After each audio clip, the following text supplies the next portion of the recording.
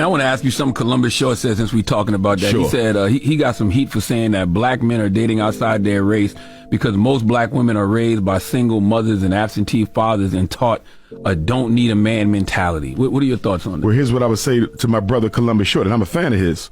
Are we not all victims of the systemic oppression and injustice that racism has introduced into our community?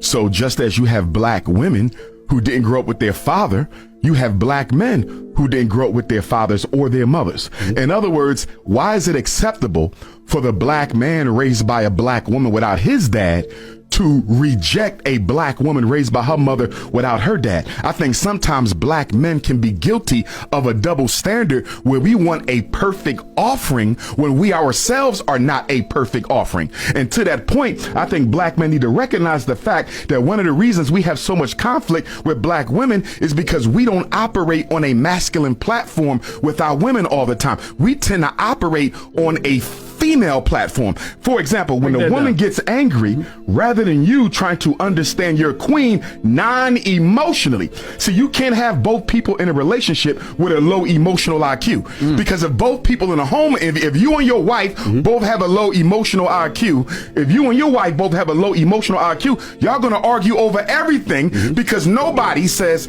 I am not going to emote over this. I'm not going to deal with this with feelings. I'm going to use reason and intelligence. That's what the man is supposed to do. Yeah. But guess what we do? Raised by single mothers, many of us, we reflect right back to them that emotional trauma that they throwing on us. So in essence, you have two females arguing, although one is in a man's body.